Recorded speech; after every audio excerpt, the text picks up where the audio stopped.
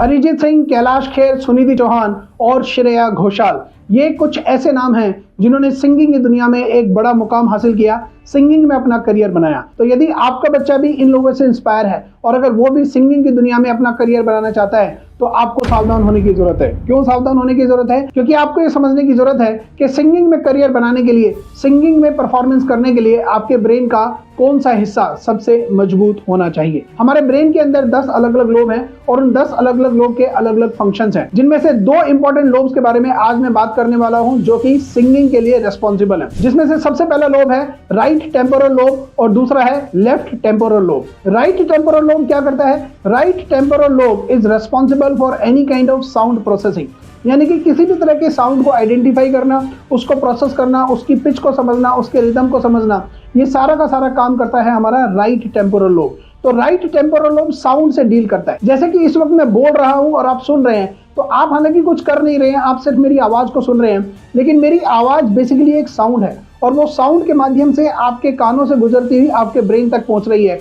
तो इस वक्त आप अपने राइट टेम्पोरल लोब का इस्तेमाल कर रहे हैं क्योंकि आप एक साउंड को प्रोसेस कर रहे हैं। ऑन दी अदर साइड अब बात करते हैं लेफ्ट टेम्पोरल लोब की। लेफ्ट टेम्पोरल लोब रिस्पॉन्सिबल है लैंग्वेज के लिए। तो किसी भी तरह की लैंग्वेज को समझना, सेंटेंस फॉर्मेशन करना, शब्दों को समझना, स्क्रिप्ट को समझना, ये सारी चीज यानी कि शब्दों से खेलने की कला, ये सारी की सारी कला है हमारे लेफ्ट टेम्पोरल लोब की। तो राइट टेम्पोरल लोब साउंड के लिए रिस्पॉन्सिबल है और लेफ्ट टेम्पोरल लोब लैंग्वेज के लिए रिस्पॉन्सिबल है। और जब आप एक सिंगर के रूप में अपना करियर बनाते हैं तो एक सिंगर के रूप में अगर आप ध्यान से एनालाइज करें तो आप ये रियलाइज करेंगे कि एक सिंगर बेसिकली क्या करता है। तो एक सिंगर बेसिकली साउंड और वर्ड्स यानी कि ध्वनि और शब्द इन दोनों से खेलता है। इन दोनों के कॉम्बिनेशन से ही वो अपनी पूरी की पूरी परफॉर्मेंस डिलीवर करता है। इन दोनों के कॉम्बिनेशन से ही वो सिंगिंग जैसे फील्ड में अपना करियर बनाता है। तो यदि आपका बच्चा भी सिंगिंग के फील्ड में अपना करियर बनाना चाहता है, अरिजीत सिंह, कैलाश खेर जैसे सिंगर्स के साथ अपना नाम जोड़ना चाहता है, तो आज आपको ये समझने की जरूरत है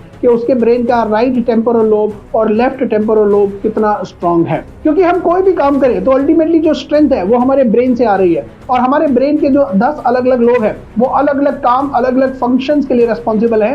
तो अगर सिंगिंग में परफॉर्म करना है तो राइट टेम्पोरल लोब और लेफ्ट टेम्पोरल लोब बहुत ही स्ट्रांग होना चाहिए। और यदि आपको नहीं मालूम कि आपके बच्चे का राइट टेम्पोरल लोब और लेफ्ट टेम्पोरल लोब कितना स्ट्रांग है, तो उसके लिए हम आपको रेकमेंड करते हैं एक साइंटिफिकली प्रूवन असेसमेंट जिसका नाम है आइरिस एनालिसिस। आइरिस एनालिसिस एक साइंटिफिकली प्रूवन असेसमेंट है जिसमें आर्टिफिशियल इंटेलिजेंस की मदद से आपकी आइरिस को, आइरिस यानी कि आपकी आंखों का कलर्ड पार्ट, आपकी आइरिस को स्कैन करके आपके ब्रेन की एक डिटेल रिपोर्ट तैयार होती है और वो रिपोर्ट बेसिकली आपके ब्रेन के स्ट्रक्चर के बारे में बात करती है। और ये एक बहुत ही डिटेल रिपोर्ट होती है जिसमें करीब 61 पेजेस होते हैं। बहुत सारी इन्फॉर्मेशन आपको इसमें आपके ब्रेन के बारे में या आपके बच्चे के ब्रेन के बारे में मिलेंगी और ये आपके बच्चे के ब्रेन की इनबॉर्न कैपेबिलिटीज को रिप्रेजेंट करता है। उसके साथ साथ सबसे इंपॉर्टेंट पार्ट जो इस रिपोर्ट का है वो ये है कि आपके बच्चे के ब्रेन के जो 10 अलग अलग लोब हैं जो अलग अलग काम और अलग अलग फंक्शंस के लिए रिस्पॉन्सिबल हैं, ये उन 10 ब्रेन लोब्स की स्ट्रेंथ को रिवील करता है। ये एनालिसिस आपको क्लियरली बताएगा कि आपके बच्चे के ब्रेन का कौन सा लोब सबसे स्ट्रांग है,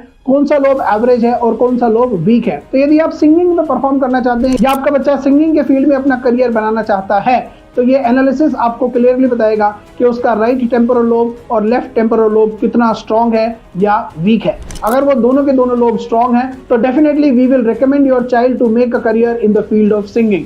लेकिन अगर ये दोनों में से कोई भी एक लोब कमजोर है या दोनों लोब कमजोर हैं तो फिर आपको अपने बच्चे को सिंगिंग के फील्ड में करियर बनाने से रोकना चाहिए। क्यों? क्योंकि सिंगिंग के फील्ड में करियर बनाने के लिए उसको जो एक्चुअल स्ट्रेंथ चाहिए वो उसके ब्रेन में नहीं है। अब निराश होने की जरूरत नहीं है कि अगर ब्रेन में सिंगिंग में करियर बनाने के लिए स्ट्रेंथ नहीं है तो डेफिनेटली ब्रेन में कोई ना कोई ऐसी स्ट्रेंथ जरूर होगी, कोई ना कोई ऐसा फील्ड जरूर होगा जिसमें आपका बच्चा करियर बना सकता है। तो यदि आप एक्चुअली जानना चाहते हैं कि आपके बच्चे के ब्रेन लोब का स्ट्रक्चर किस तरह से डिजाइन है, आपके बच्चे के ब्रेन की क्या स्ट्रेंथ है, क्या वीकनेस है और वो ऐसे कौन कौन से फील्ड हैं, यदि आप अपने बच्चे को उस फील्ड में आगे भेजें तो बच्चा एक्स्ट्राऑर्डिनरी सक्सेस अचीव करेगा ही करेगा। तो यदि आप अपने बच्चे के ब्रेन के स्ट्रक्चर को डिटेल में समझना चाहते हैं और अगर अपने बच्चे को एक सही दिशा देना चाहते हैं, उसकी लाइफ को एक सही डायरेक्शन देना चाहते हैं, तो we recommend you to go for iris analysis.